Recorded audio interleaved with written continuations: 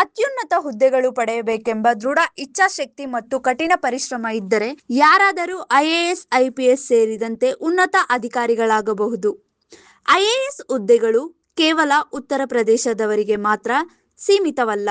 ನಮ್ಮ ಭಾಗದ ಅನೇಕರು ಕನ್ನಡ ಮಾಧ್ಯಮದಲ್ಲಿಯೇ ಪರೀಕ್ಷೆ ಬರೆದು ಯಶಸ್ಸು ಸಾಧಿಸಿದ್ದಾರೆ ಎಂದು ಬೆಂಗಳೂರು ಬಂದೀಖಾನೆ DIG ಜಿನೇಂದ್ರ ಕಣಗಾವಿ ಹೇಳಿದರು.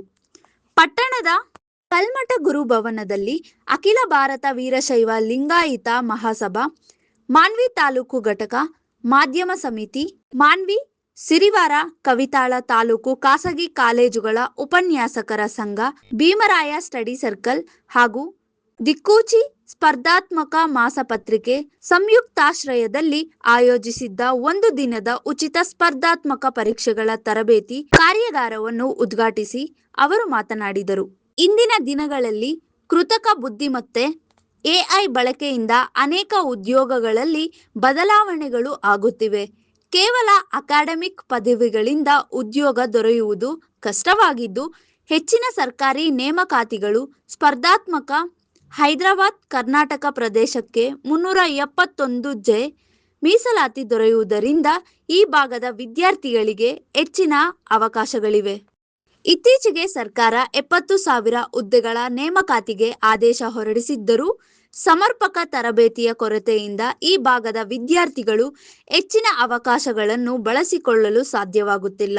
ಇಂತಹ ತರಬೇತಿ ಕಾರ್ಯಾಗಾರಗಳು ವಿದ್ಯಾರ್ಥಿಗಳಿಗೆ ಬಹಳ ಉಪಯುಕ್ತವಾಗಲಿವೆ ಎಂದು ಹೇಳಿದರು.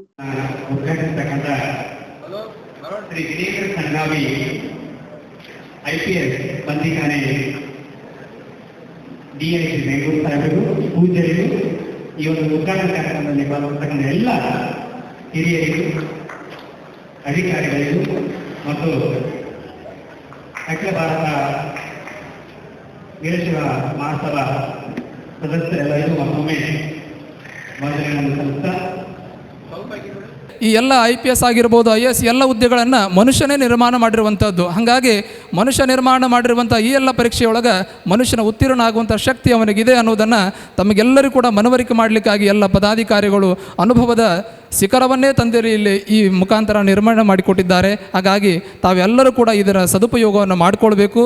ಜೊತೆಗೆ ಇನ್ನೊಂದು ಕತೆ ಏನಂತಂದರೆ, ನಾವೆಲ್ಲರೂ ಕೂಡ ಬಹಳ ದಿನಗಳಿಂದ ಅಂದರೆ ಅನೇಕ ಕಾರ್ಯಕ್ರಮದೊಳಗಾಗಿರ್ಬೋದು, ಒಳ್ಳೊಳ್ಳೆ ಸನ್ನಿವೇಶದೊಳಗೆ ನಾವು ಕೇಳ್ತಾ ಬರ್ತೀವಿ. ಏನಂತಂದರೆ, ಒಬ್ಬ ಶಿಲ್ಪಿ ಒಂದು ಸುಂದರವಾಗಿರುವಂಥ ಕಲ್ಲನ್ನು ಅಂದರೆ ಒಂದು ಮೂರ್ತಿಯನ್ನು ನಿರ್ಮಾಣ ಮಾಡಬೇಕು ಅಂತ ತಿಳ್ಕೊಂಡು ಒಂದು ಕಾಡಿನ ಮಧ್ಯದೊಳಗೆ ಹೋಗ್ತಾನೆ.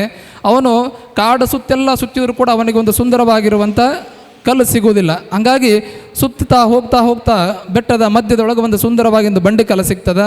ಆ ಕಲ್ಲನ್ನು ತೆಗೆದುಕೊಂಡು ಆ ಒಂದು ಗ್ರಾಮದೊಳಗೆ ಹೆಂಗೆ ನಾವು ಮುಂಚಿತವಾಗಿ ಆರ್ಡರ್ ಮಾಡ್ತೇವಲ್ಲ ಹಂಗೆ ಒಂದು ಮೂರ್ತಿ ಕೇಳಿರ್ತಾರೆ.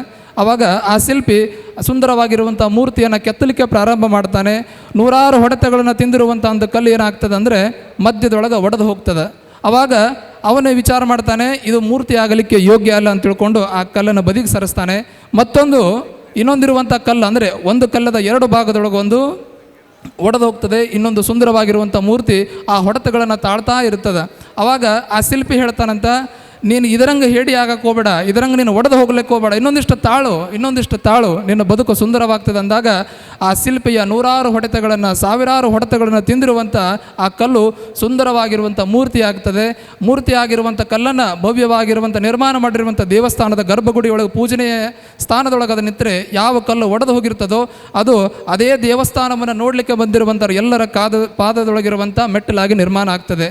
ಯಾಕೆ ಈ ಕಥೆಯನ್ನು ಹೇಳಿದೆ ಅಂತಂದರೆ, ನನ್ನಿಂದ ಆಗುವುದಿಲ್ಲ, ನನ್ನಿಂದ ಈ ಉದ್ಯೋಗವನ್ನು ಅಥವಾ ಈ ಸ್ಪರ್ಧಾತ್ಮಕ ಪರೀಕ್ಷೆಯೊಳಗೆ ನಾನು ಉತ್ತೀರ್ಣಕ್ಕೆ ಆಗುವುದಿಲ್ಲ ಅನ್ನುವಂಥ ಭಯ ನಿಮ್ಮಲ್ಲಿ ಏನಾದರೂ ಇದ್ದರೆ, ಇಲ್ಲಿರುವಂಥ ಎಲ್ಲ ಅನುಭವದ ಶಿಖರವೇ ಆಗಿರುವಂಥ ಎಲ್ಲ ಪದಾಧಿಕಾರಿಗಳಲ್ಲಿ ಹಾಗೂ ಅದರಲ್ಲೇ ಉತ್ತೀರ್ಣರಾಗಿರುವಂಥ ಎಲ್ಲ ಶಿಕ್ಷಕರಲ್ಲಿ ತಮ್ಮ ಅನುಭಾನದ ಪ್ರಶ್ನೆಗಳನ್ನು ಕೇಳಿದರೆ ನಿಮಗೆ ನಿಮ್ಮಲ್ಲಿರುವಂಥ ಭಯವೆಂಬ ಆ ಕಲ್ಲಿನ ಚೂರುಗಳು ದೂರವಾಗಿ ಒಂದು ಸುಂದರವಾಗಿರುವಂಥ ಮೂರ್ತಿ ನೀವು ಆಗ್ತೀರಿ. ಜಗತ್ತಿಗೆ ಆದರ್ಶವಾಗಿರುವಂಥ ಈ ದೇಶವನ್ನು ಕಟ್ಟುವಲ್ಲಿ ತಮ್ಮೆಲ್ಲರ ಪಾತ್ರವೂ ಕೂಡ ಮಹತ್ವವಾಗಿರ್ತದೆ ಅನ್ನುವಂಥ ಮಾತುಗಳನ್ನು ಹೇಳಿ, ಓಡೋ ಕುದುರೆಯನ್ನು ಓಡಿಸೋದು ಬದಲು ಓಡದಲ್ಲೇ ಇರೋ ಕುದುರೆಯನ್ನು ತಯಾರು ಮಾಡಿ ಓಡಿಸೋದು ನೇತಿ ಸೋಮಶೇಖರ್ಗೆ ಚೆನ್ನಾಗಿ ಗೊತ್ತು. ನನಗೆ ಆ ಒಂದು ನಂಬಿಕೆ ಇದೆ. ಕನಿಷ್ಠ ಪಕ್ಷ ಇವತ್ತು ಹೇಳ್ತಿದ್ದೀನಿ, ಬರೆದಿಟ್ಕೊಳ್ಳಿ, ಒಂದು 10ರಿಂದ 15 ಜನ ಉನ್ನತ ಹುದ್ದೆಯನ್ನು ಖಂಡಿತ ನೀವು ಅಲಂಕಾರ ಮಾಡ್ತೀರಾ.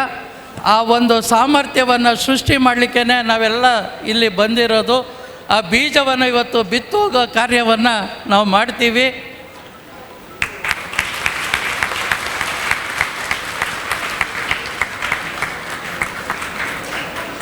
ಇದಕ್ಕೆ ನಿಮ್ಮೆಲ್ಲರ ಸಹಕಾರ ಮುಖ್ಯ. ಮಾನ್ಯ ಶ್ರೀ ನೀತಿ ಸೋಮಶೇಖರ್ ಅವರ ನನ್ನ ಸ್ನೇಹ ಒಂದು 25 ವರ್ಷ ಹಿಂದಿಂದು, ಜೊತೆಗೆ ಕಣಗಾವಿಯವರು ಕೂಡ ಇಲ್ಲಿ ಇವತ್ತು ಈ ಪುಸ್ತಕನ ಅವರು ಸುಮಾರು 90 ಪುಸ್ತಕಗಳನ್ನ, 60 ಪ್ರಬಂಧಗಳನ್ನ, 200 ಲೇಖನಗಳು ಬರೆದಂಥದ್ದು, best teacher award, Kannada Seva Ratna ಪ್ರಶಸ್ತಿ 1, 2, 10 ಬರೆದಿದ್ದಾರೆ. ಅವರು ಈ ಪುಸ್ತಕಕ್ಕೆ ನಾನೇ ಹಿನ್ನೆಲೆ ಕೂಡ ಬರೆದಿದ್ದೀನಿ, ಹಿನ್ನುಡಿ ಕೂಡ ಬರೆದಿದ್ದೀನಿ. ಏನಂತಂದರೆ, ಇಂಥ ಒಂದು ಪುಸ್ತಕ ಒಬ್ಬರು ಬರಿತಾರಪ್ಪ ಅಂದರೆ ಅವ್ರದಿಂದ ಅಧ್ಯಯನ ಎಷ್ಟಿರ್ತದೆ ಅಂದರೆ ಅದು ದೊಡ್ಡದು. ಅದನ್ನು ನೀವೆಲ್ಲರೂ ಸರಿಯಾಗಿ ಬಳಕೆ ಮಾಡ್ಬೇಕನ್ನೋದು ನನ್ನದೊಂದು ಪ್ರಾರ್ಥನೆ. ಆಮೇಲೆ ಒಂದು ಮಾತು ಹೇಳಲಿಕ್ಕೆ ಇಷ್ಟಪಡ್ತೇನೆ, ಆಮೇಲೆ ಇವರು ಮಾತಾಡಿದ ನಂತರ ನಾನು ಮಾತಾಡ್ತೇನೆ. ನಿಮಗೆ ಈ ಸಂಸ್ಥೆ ಇದನ್ನು ಫಂಕ್ಷನ್ ನಡೆಸೋಣ ಅಂತ ನಮ್ಮಲ್ಲಿ ಬಂದ್ರಲ್ಲ, ನಮ್ಗೆ ಯಾರಿಗಾದ್ರೂ ಇಬ್ಬರಿಗೆ ಹೇಳ್ರಿ ಅಂದರು. ಯಾರಿಗೆ ಹೇಳ್ಬೇಕು? ನನಗೂ ಇದು ಅನ್ನಿಸ್ತು, ಇಲ್ಲ ಬೇಡ, ಒಂದು ಕಾರ್ಯಾಗಾರ ಮಾಡ್ತಾರಂತಂದರೆ ಅದಕ್ಕೊಂದು 2 ಕಣ್ಣು ಕೊಡೋಣ ಅನ್ನಿಸ್ತು. ಒಂದು ಕಣ್ಣು ಜಿನೇಂದ್ರ ಕಣಗಾವಿಯಲ್ಲ, ಅವರು ಕಣಿಗಾವಿ. ಹೆಂಗಂದ್ರೆ ಒಂಥರ ಗೋಲ್ಡ್ ಮೈನ್ ಇದ್ದಂಗೆ. ಸುಮಾರು 15ರಿಂದ 20 ವರ್ಷ ಸ್ಪರ್ಧಾತ್ಮಕ ಪರೀಕ್ಷೆಗಳು ಕಟ್ತಕ್ಕಂಥವ್ರಿಗೆ ರಕ್ತ ಮಾಂಸದ, ಅವರ ನರನಾಡಿಗಳ ರಕ್ತ ಮಾಂಸ ತುಂಬಿದಂಥ ವ್ಯಕ್ತಿ ಅವರು. ಸಣ್ಣ ಪುಟ್ಟ ವ್ಯಕ್ತಿ ಅಲ್ಲ ಅವರು. ನಾನು ಅಲ್ಲಿಂದ ಬರ್ತೀರೇನಂದ್ರೆ ಬರ್ತಂದ್ರು. ಇಲ್ಲಿ ಯಾರು ಬರ್ತಾರೋ, ಎಷ್ಟು ಮಂದಿ ಕುಂದಿರ್ತಾರೋ, ಒಂದು ಮಾತು ಕೇಳಲಿಲ್ಲ.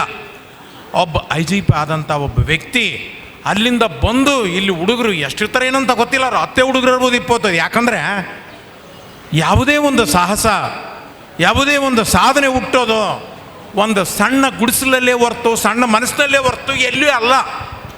ಅಂಥವಕ್ಕೆ ಒಂದು 4 ಇನ್ಸ್ಪಿರೇಷನ್ ಮಾಡೋಣ ಅಂತ ಅಲ್ಲಿಂದ ಓಡೋಡಿ ಬಂದಾರಲ್ಲ, ಅವರಿಗೆ ನಾನು ಏನು ಧನ್ಯವಾದ, ಏನು ಹೇಳಿದ್ರು ಕಡಿಮೆನೇ. ನಿಜವಾಗ್ಲು ಅವರಿಗೆ ನಿಮ್ಮೆಲ್ಲರ ಪರವಾಗಿ ಒಂದು ದೊಡ್ಡ ಚಪ್ಪಾಳೆ ಕೊಟ್ಟರೆ ಅವ್ರಿಗೆ ನಾನು ಒಂದು ಥ್ಯಾಂಕ್ಸ್ ಹೇಳ್ತೇನೆ. ಯಾಕಂದರೆ 25 ವರ್ಷದಿಂದ ಅವ್ರು ನೋಡಿದ್ದೀನಿ ನಾನು ಹೆಂಗೆ ಬೆಳೆದಿದ್ದಾರೇನಂತ. ನೀತಿ ಸೋಮಶೇಖರ್ ಅವರು ಕೂಡ ಅಷ್ಟೇ. ಅವ್ರನ್ನ ದಿಕ್ಸೂಚಿ ಸ್ಟಾರ್ಟ್ ಮಾಡಿದಾಳಿಂದ ಹಾಗೇ ಬಂದ್ಕಂತ ಹೋಗಿ ಅವ್ರು ಮಾಡಿರೋದು ಅಷ್ಟೇ. ಸಾಕಷ್ಟು ಪುಸ್ತಕಗಳು ಬರೆದಿದ್ದಾರೆ ಎಲ್ಲರೂ. ಅವರಿಬ್ಬರು ಇಲ್ಲಿ ಬಂದಿರೋದಂದರೆ ಒಂದು 2 ಕಣ್ಣು ಕೊಟ್ಟಂಗೆ. ಆ 2 ಕಣ್ಣನ್ನು ನೀವು ಯಾವ ದೃಷ್ಟಿಯಲ್ಲಿ ನೋಡ್ತಿರೋ ನಿಮಗೆ ಸೇರಿರೋದು. ಇವತ್ತು ಇಲ್ಲಿ ನಿಮ್ಮನ್ನು ಯಾಕೆ ಕರೆಸಿದ್ದಾರೆ, ಅದರ ಉದ್ದೇಶ ಏನು, ಅವುಗಳನ್ನು ಆರಂಭಿಕ ಹಂತದಲ್ಲಿ ಸರ್ ಒಬ್ಬರು ತುಂಬ ಚೆನ್ನಾಗಿ ಹೇಳಿದರು. ಈ ನೀವು ಪರೀಕ್ಷೆಗಳನ್ನು 2 ರೀತಿಯಲ್ಲಿ ನೋಡ್ತೀರಿ. ನಿಮ್ಮ ಅಕಾಡೆಮಿಕ್ ಎಕ್ಸಾಮ್ಗಳಲ್ಲಿ ಪರೀಕ್ಷೆಗಳಿದ್ದಾವೆ. ಪ್ರತಿ ವರ್ಷ ಪ್ರತಿ ಸೆಮಿಸ್ಟರ್ಗೆ ಪರೀಕ್ಷೆ ಇರ್ತದೆ. ಅವುಗಳಲ್ಲಿ ನೀವು ಬರೆದು ಪಾಸಾಗಿ 10th PUC ಡಿಗ್ರಿ ಮಾಡ್ಕೊಂಡು ಹೋಗ್ತೀರಿ. ಬಟ್ ಆ ಪರೀಕ್ಷೆಗಳಿಗೂ ಮತ್ತು ಸ್ಪರ್ಧಾತ್ಮಕ ಪರೀಕ್ಷೆಗಳಿಗೂ ಏನು ವ್ಯತ್ಯಾಸ ಇದೆ? ಒಂದು ಕೆಲವು ಮೂಲಭೂತವಾದ ವ್ಯತ್ಯಾಸಗಳಿದ್ದಾವೆ. ನಿಮ್ಮ ಅಕಾಡೆಮಿಕ್ ಪರೀಕ್ಷೆಗಳಲ್ಲಿ ನಿರ್ದಿಷ್ಟವಾದ ಸಿಲೆಬಸ್ ಇರ್ತದೆ. ಯೂನಿವರ್ಸಿಟಿ ಆಗ್ಬೋದು, PU ಬೋರ್ಡ್ ಆಗ್ಬೋದು, 10th ಬೋರ್ಡ್ ಆಗ್ಬೋದು. ಒಂದು ನಿರ್ದಿಷ್ಟವಾದ ಸಿಲೆಬಸ್ಸು, ನಿರ್ದಿಷ್ಟವಾದ ಟೆಕ್ಸ್ಟ್ ಬುಕ್ಗಳನ್ನು ರೆಫರೆನ್ಸಿಗೆ ಇಟ್ಟಿರ್ತಾರೆ. ಆದರೆ ಸ್ಪರ್ಧಾತ್ಮಕ ಪರೀಕ್ಷೆಗಳಲ್ಲಿ ನಿರ್ದಿಷ್ಟವಾದ ಸಿಲೆಬಸ್ ಇರೋಂಗಿಲ್ಲ, ಒಂದು ಔಟ್ಲೈನ್ ಅಷ್ಟೇ ಇರ್ತದೆ. Indian constitution, Indian economy, Indian history, basic science, technology, ಮಾನಸಿಕ ಸಾಮರ್ಥ್ಯ. ಸೊ ಈಗ ಬ್ರಾಡ್ ಬ್ಯಾಂಡ್ ಆಗಿರ್ತದೆ. ಈಗ ನೀವು ಯೂನಿವರ್ಸಿಟಿಗಳಲ್ಲಿ ಕೆಲವು ಸಂದರ್ಭದಲ್ಲಿ ಹುಡುಗರು ಸ್ಟ್ರೈಕ್ ಮಾಡೋದು ನೋಡ್ತೀರಿ. ಔಟ್ ಆಫ್ ಸಿಲೆಬಸ್ ಕ್ವಶನ್ ಬಂದಿದೆ, ನಮಗೆ ಎಕ್ಸ್ಟ್ರಾ ಗ್ರೇಸ್ ಮಾರ್ಕ್ಸ್ ಬೇಕು ಅಂತ. ಆ ಥರ ಸ್ಟ್ರೈಕ್ ಯಾವತ್ತಾದರೂ KPSC ಎದುರುಗಡೆ, UPSC ಎದುರುಗಡೆ ಆದದ್ದು ಕೇಳಿದ್ದೀರಾ? ಯಾವತ್ತೂ ಇಲ್ಲ. ಸೊ ಇದಕ್ಕೆ ನಿರ್ದಿಷ್ಟವಾದ ಸಿಲೆಬಸ್ ಇರೋದಿಲ್ಲ. ಇನ್ನು ಎರಡನೇದಾಗಿ, ನಿಮ್ಮ ಅಕಾಡೆಮಿಕ್ ಎಕ್ಸಾಮ್ಗಳಲ್ಲಿ ಎವ್ರಿಥಿಂಗ್ ಈಸ್ ಆಲ್ಮೋಸ್ಟ್ ಎಕ್ಸ್ಪೆಕ್ಟೆಡ್. ಯಾವ ಪ್ರಶ್ನೆಗಳು ಬರ್ತವೆ, ಯಾವ ಉತ್ತರ ಬರೀಬೇಕು, ಹೇಗೆ ಬರೀಬೇಕು, ನಿಮ್ಮ ಸರ್ಗಳು ಟೀಚರ್ಗಳು ಅದನ್ನು ಬರೆಸ್ಕೊಟ್ಟಿರ್ತಾರೆ. ಅದೇ ರೀತಿ ನೀವು ಮಕ್ಕಕ್ಕೆ ಮಕ್ಕಿ ಬಾಯ್ಪಾಠ ಮಾಡ್ತೀರಿ. 3 ತಾಸಿನ ಎಕ್ಸಾಮ್ನಾಗ ವಾಂತಿ ಮಾಡ್ತೀರಿ, ಹೌದಾ? ಸೊ ಆ ಮೂಲಕ 70, 80, 90, 95, 100 out of 100 ಸ್ಕೋರ್. ಸೊ ಗಿಳಿಪಾಠದ ಸ್ಕೋರ್ಗಳನ್ನು ಅಲ್ಲಿ ನೋಡ್ತೀವಿ. ಆದರೆ ಈ ಸ್ಪರ್ಧಾತ್ಮಕ ಪರೀಕ್ಷೆಗಳಲ್ಲಿ ಈ ಗಿಳಿಪಾಠದ ಸ್ಕೋರನ್ನು ಮಾಡಲಿಕ್ಕಾಗೋದಿಲ್ಲ. ವಿಷಯವನ್ನು ಅರ್ಥೈಸ್ಕೊಳ್ಬೇಕು, ಆಳವಾದ ಜ್ಞಾನವನ್ನು ಹೊಂದಿರಬೇಕು, ಆ ವಿಷಯದ ಕುರಿತು ವಿವಿಧ ಆಯಾಮಗಳನ್ನು ನಾವು ಹೊಂದಿರಬೇಕು, ನಿಮ್ಮದೇ ಆದ ಅಭಿಪ್ರಾಯವನ್ನು ಮೂಡಿಸುವಂತಿರಬೇಕು. ಇನ್ನು ಮೂರನೇದಾಗಿ ಈ ಒಂದು ಪರೀಕ್ಷಾ ಮೆಥಡ್ ಕೂಡ ನಿಮ್ಮಲ್ಲಿ more of it is the descriptive, ಓದಿದ್ದನ್ನು ಪೇಜ್ಗಟ್ಟಲೆ ಪುಟಗಟ್ಟಲೆ ಬರೆಯೋದು. ಇಲ್ಲಿ ಎರಡು ರೀತಿ ಇರ್ತದೆ, ಅಬ್ಜೆಕ್ಟಿವ್ನೂ ಕೂಡ ಇರ್ತದೆ, ಡಿಸ್ಕ್ರಿಪ್ಟಿವ್ನೂ ಇರ್ತದೆ. ಈ ಮಲ್ಟಿಪಲ್ ಚಾಯ್ಸ್ ಅಂತ ಏನು ಕರಿತೀವಿ, ಅಬ್ಜೆಕ್ಟಿವ್ ಕ್ವಶನ್ಸ್, 4 ಪ್ರಶ್ನೆಗಳಿಗೆ 1 ಪ್ರಶ್ನೆಗೆ 4 ಉತ್ತರ ಕೊಟ್ಟಿರ್ತಾರೆ. ಅದ್ರ ಜೊತೆಗೆ ನೀವು ಇನ್ನೂ ನೆಕ್ಸ್ಟ್ ಹಂತ, ಮುಂದಿನ ಹಂತ ಮೇನ್ಸದಲ್ಲಿ ನೀವು ಎಲಾಬ್ರೇಟಾಗಿ ಬರೀಬೇಕು, ಪುಟಗಟ್ಟಲೆ ಬರೀಬೇಕಾಗ್ತದೆ. ಅಲ್ಲಿ ನಿಮ್ಮ ವಿಶ್ಲೇಷಣಾ ಸಾಮರ್ಥ್ಯ ಬೇಕಾಗ್ತದೆ. ಇನ್ನು ನಿಮ್ಮ ಅಕಾಡೆಮಿಕ್ಗಳಲ್ಲಿ ಇಂಟರ್ವ್ಯೂ ಅನ್ನೋಂಥದ್ದು ಇರೋಂಗಿಲ್ಲ, ನೀವೇನು ಬರೀತೀರಿ ಅದೇ ಫೈನಲ್ಲು. ಅದರ ಸ್ಪರ್ಧಾತ್ಮಕ ವರದಿ ಪರೀಕ್ಷೆಗಳ ಶಫೀಕ್ ಬಹುತೇಕ ಹುಸೇನ್, ಮಾನವಿ. ಮೆಂಡು ನ್ಯೂಸ್ ನೆಟ್ವರ್ಕ್, ಸತ್ಯದ ಕನ್ನಡಿ.